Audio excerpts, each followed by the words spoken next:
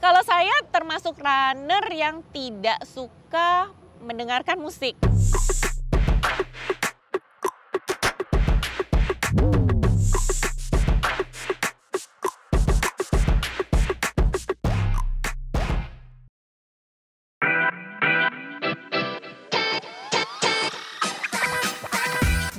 Jujur ya, kalau cedera, saya nggak pernah cedera yang serius.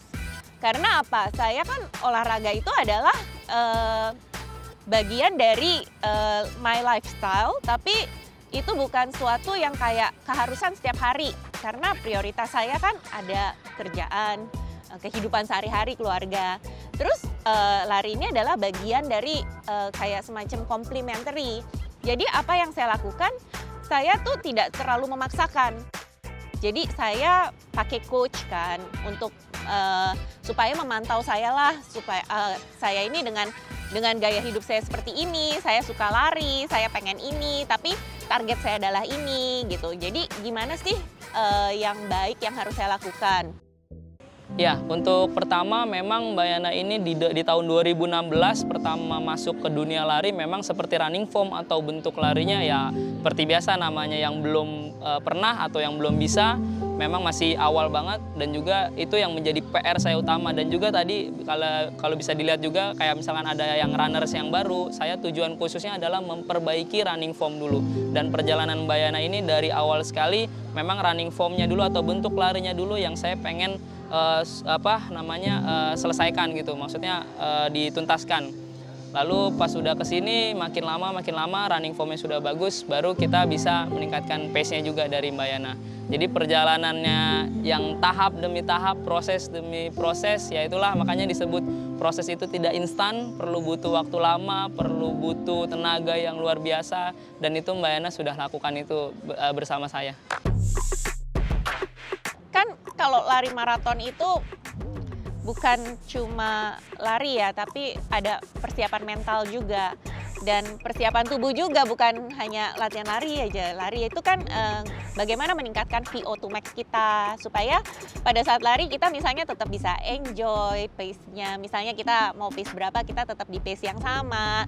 Terus di kilometer berapa, jangan nyerah atau oh kok jauh banget gitu. Nah itu kan persiapannya setiap minggu saya pasti long run kan, untuk nge-build sampai ke 42 km supaya sanggup lah lari ke sana. Otomatis misalnya larinya long run-nya minggu ini 15 kilo, minggu depannya udah pasti akan 17 sampai puncaknya biasanya 25 atau 30 kilo. Jadi nanti supaya kita ready lah pas lagi race day-nya. Mbak Jana yang saya kenal itu orang yang paling komitmen sama program latihan ya. Dia sangat persisten sama apa yang diberikan, challenge yang diberikan sama dia gitu. Sangat komit, jadi kalau latihan itu paling rajin datang, kayaknya paling jarang bolos tuh kayaknya dia deh gitu ya. Jadi kita latihan itu kan 3 kali seminggu gitu ya. Dia paling jarang latihan bolos gitu. Terus kemudian yang paling sering semangatin kita semua dan nggak pernah lupa buat ngasih perhatian ke teman-teman yang memang lagi punya kendala dalam latihan. Jadi dia orangnya sangat people person ya, sangat perhatian sama orang lain, tapi dia juga sangat komit terhadap program latihannya sendiri. Kalau saya termasuk runner yang tidak suka mendengarkan musik. Karena bagi saya berlari, saya bisa merasakan alam ya, lebih ke natural. Dan saya suka melihat surrounding, karena kan di kantor udah depan komputer, terus abis itu udah dengerin orang-orang di kantor dengan kepentingan pekerjaan. Kayaknya kalau melihat alam terbuka gitu, terus saya sambil pasti ada aja gitu yang suara natural di sana. Atau kalau misalnya race itu kan dengerin cheering, liatin orang gitu, itu kayaknya lebih membuat saya hidup sih. Kan kalau lari maraton itu bukan cuma lari ya, tapi ada persiapan mental juga. Dan persiapan tubuh juga, bukan hanya latihan lari aja. Lari itu kan bagaimana meningkatkan VO2 max kita, supaya pada saat lari kita misalnya tetap bisa enjoy pace-nya. Misalnya kita mau pace berapa, kita tetap di pace yang sama. Terus di kilometer berapa, jangan nyerah atau oh kok jauh banget gitu. Nah itu kan persiapannya setiap minggu saya pasti long run kan, untuk nge-build sampai ke 42 km supaya sanggup lah lari ke sana. Otomatis misalnya larinya long run-nya minggu ini 15 kilo, minggu depannya udah pasti akan 17 sampai puncaknya biasanya 25 atau 30 kilo. Jadi nanti supaya kita ready lah pas lagi race day-nya. Kalau untuk yang ke London biasa Mbak Yana ini kan men-spare waktu, ibaratnya informasi ke saya kurang lebih 6 bulan ya, 6 bulan sampai 7 bulan, 8 bulan ke sana udah menginformasikan coach saya mau ikut London Marathon. Jadi yang dipersiapkan dari tahap persiapan umum adalah volume yang besar, terus juga seperti kita menjalankan long run bersama teman-teman tadi juga, walaupun memang beda-beda secara peaknya. Jadi yang dipersiapkan itu long run panjang, dan juga latihan intervalan, fartlek, nutrisi juga jangan sampai lupa, dan juga preventive injury atau pencegahan cedera juga. Karena tentunya pada saat berlari kita pengen tubuh yang enak, nyaman, karena kita akan membawa tubuh kita selama 42 kilo. Jadi tadi perlakuannya preventive injury, pencegahan injury dengan flexibility penuh, seperti itu. Nah, jadi saya tuh nggak pernah terlalu, misalnya coach bilang segini, ya udah saya ikutin. Terus abis itu kalau misalnya saya capek, saya bilang, coach capek nih, ya udah istirahat dulu, atau saya do yang seperti pilates untuk flexibility. Terus cederanya juga lebih waktu ke pilates itu kan karena work from home, terus hips saya imbalance, terus abis itu ternyata pilates ini bisa membantu untuk flexibility badan juga gitu. Jadi otomatis kalau saya tuh karena saya nggak memaksakan, jadi cederanya itu bisa nggak pernah yang cedera serius sih gara-gara lari.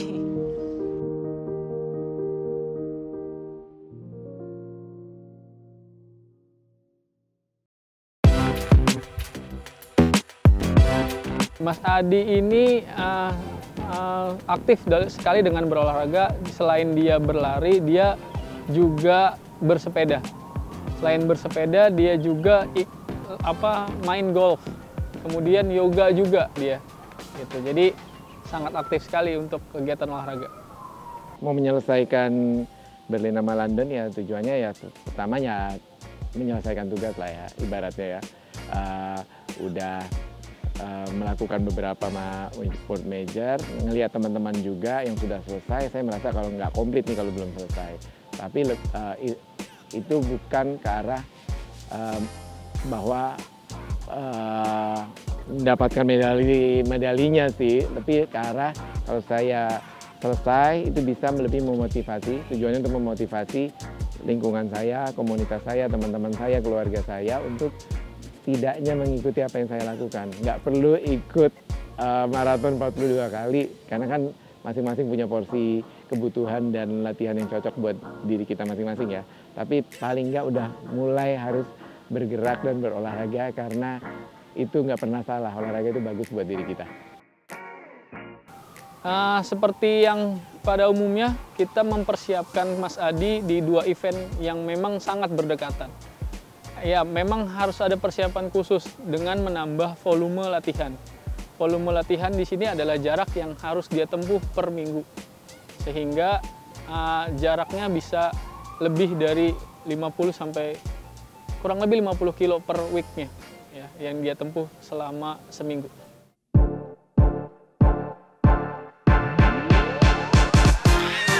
Ini olahraga yang serius loh, dan 42 itu nggak main-main ya. Tidak pernah terpakai, memang sakit, painful, tetapi manfaatnya benar-benar nyata dan ada.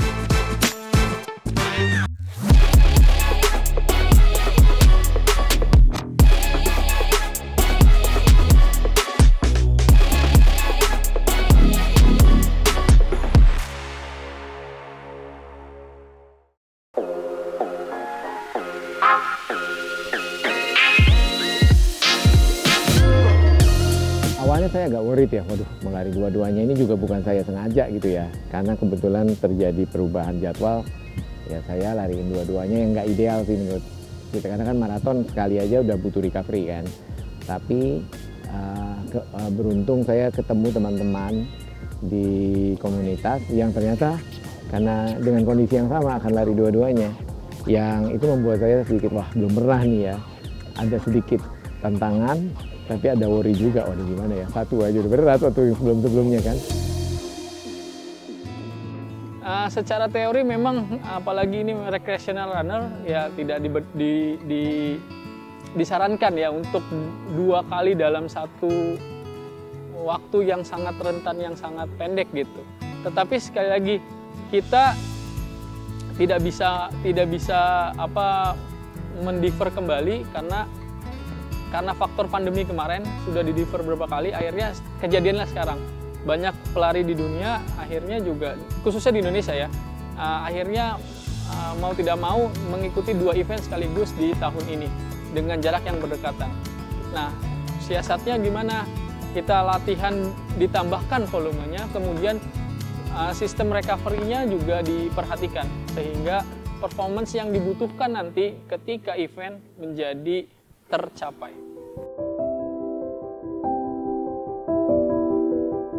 Tapi ya pertama menurut saya mental. Pertama kita harus happy dulu dalam konteks kita excited, wah kita mau race. Tapi seperti saya yakin ini bukan sekedar kita mau jalan-jalan ke Berlin atau London ya, karena ini olahraga yang serius loh. Lari 42 itu nggak main-main ya. Jadi makanya saya juga udah mulai latihan dari awal tahun bahkan, karena kan saya sempat ikut race sebelumnya. Nah itu tujuannya itu tadi, supaya kita happy karena kita mau ikut acara yang prestisius, tapi ini acara yang serius, yang kalau nggak hati-hati malah bisa bahaya. Jadi kita harus latihan supaya meminimalisasi resiko tadi, supaya nggak cedera, nggak terjadi apa-apa. Dan kita ikutin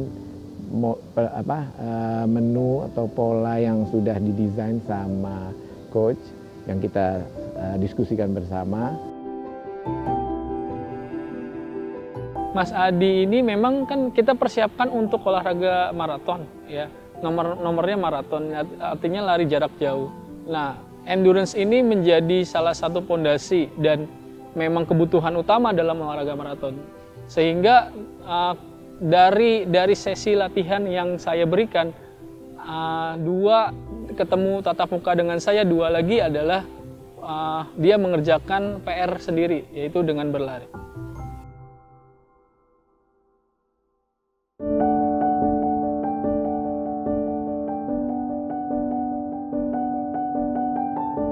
Saya dapat Berlin itu setelah 3 atau 4 kali mendaftar, baru tahun ini berhasil alhamdulillah mendapatkan ballot untuk ikut Berlin.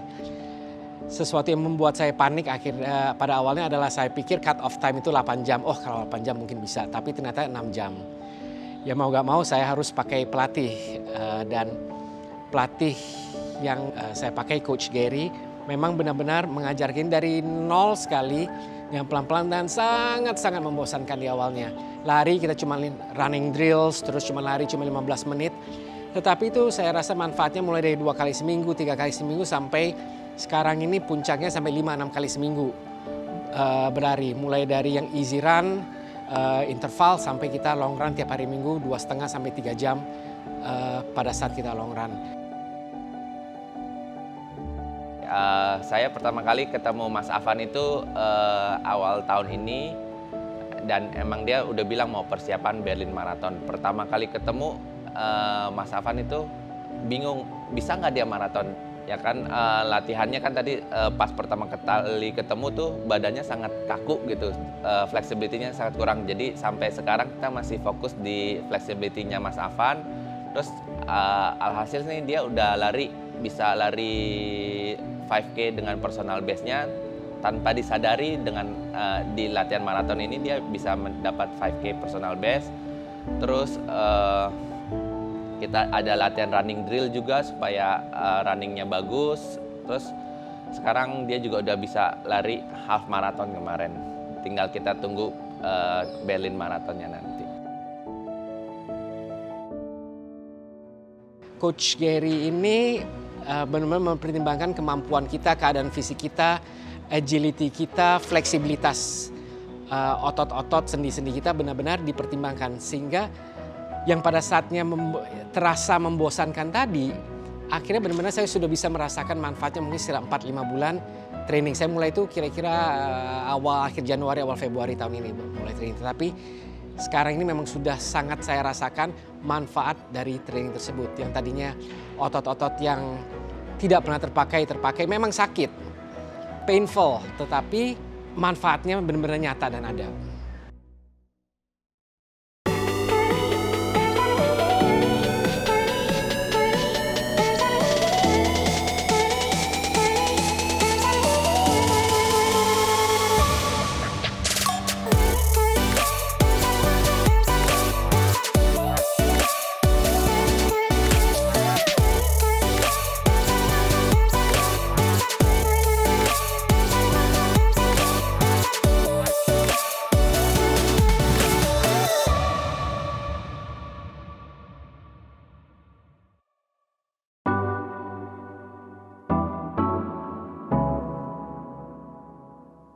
Dan kalau saya sih senangnya adalah bahwa ya karena kan saya juga usia udah nggak muda ya. Nah kadang-kadang kalau yang udah berumur tuh kayak suka merasa dirinya tuh nggak sanggup gitu loh untuk bisa berolahraga lari, apalagi ikut race, apalagi maraton. Padahal itu sesuatu yang sangat bisa dicapai gitu, tapi tentu saja dengan latihan-latihan yang tepat gitu.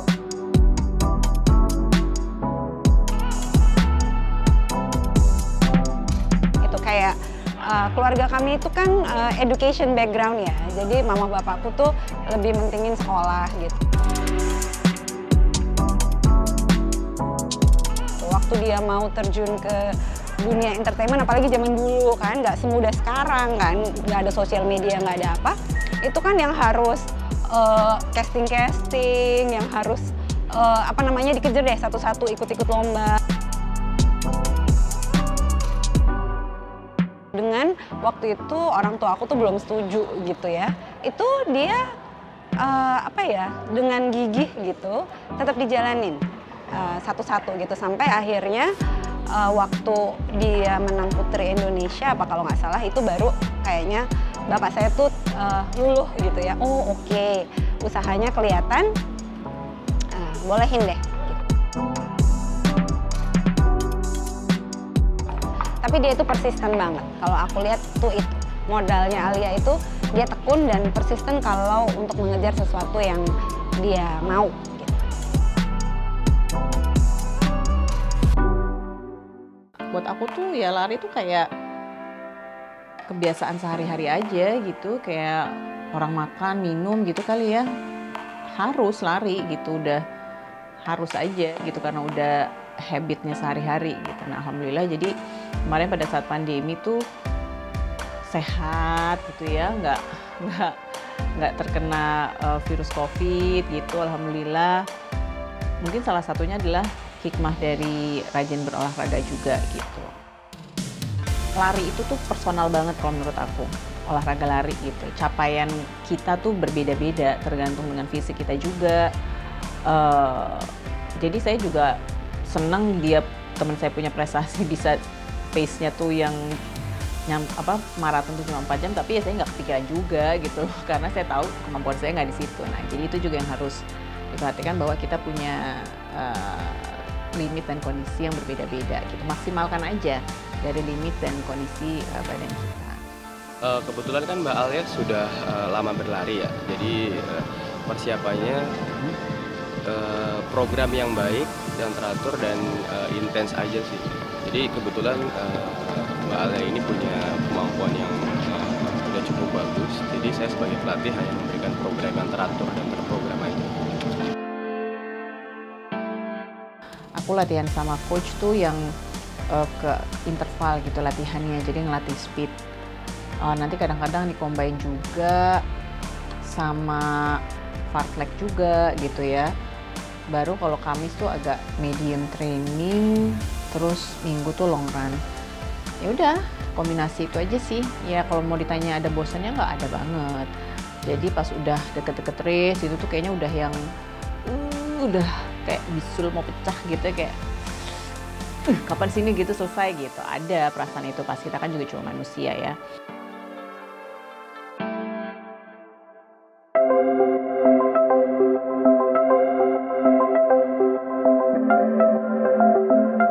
Oke, jadi hari ini aku lagi latihan pace race.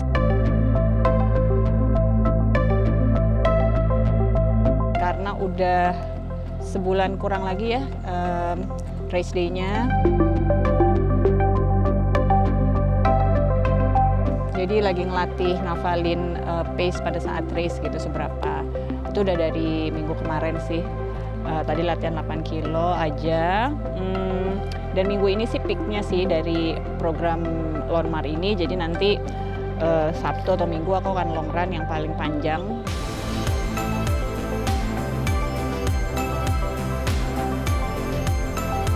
Terus habis itu udah tapering gitu. Jadi udah mulai turun latihannya supaya nggak terlalu lelah juga pas race. Jadi kayak cuma mungkin easy run aja. Kalau menurut coach gitu sambil strength lah, latihan strength gitu buat nguatin otot-otot yang diperlukan. Jadi persiapannya agak lumayan panjang untuk maraton ini. Jadi kalau untuk persiapan maraton ini kita dari bulan Januari. Jadi mempersiapkan ini dari bulan Januari. Tapi kemarin-kemarin latihannya hanya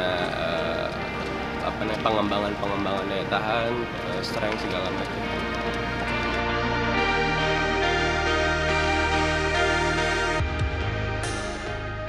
Mbak Alia udah punya basic yang bagus dan komitmen orangnya.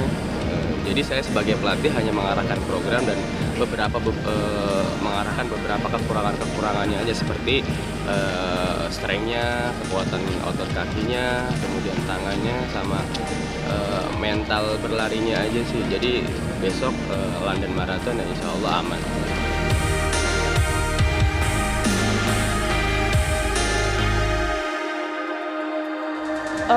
Ya ini kita banyak strength nguatin ankle. Kebetulan aku juga pilates.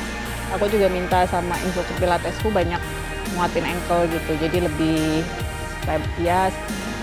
stabil lah gitu.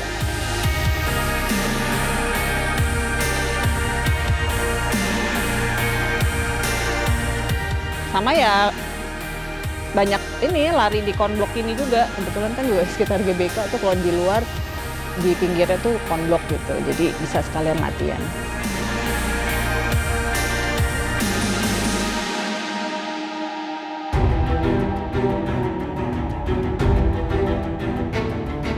Mbak Sinta ini pelarinya top, sering diajak lari sana sini, sering diundang ke sana sini, jadi ya udah. Dasarnya ya kita dengar aja ocehan dia, biarin, yang penting tetap lakuin dia. Tidak lari-lari cedera hilang udah.